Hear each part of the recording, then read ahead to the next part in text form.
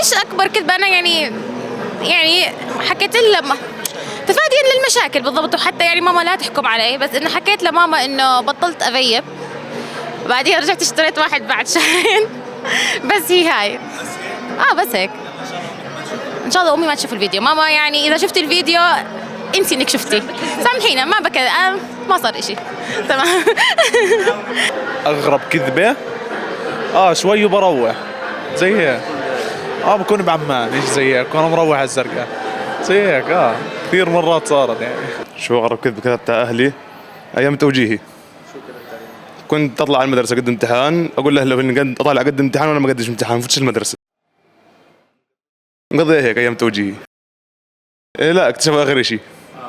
أكلت كتلة فرغت على عمان كلها. فرغت على البلد كلها مش عمان بس. إنه جديدة بالامتحان النظري الجهاز علق وهو كبس لحاله. أنا لا.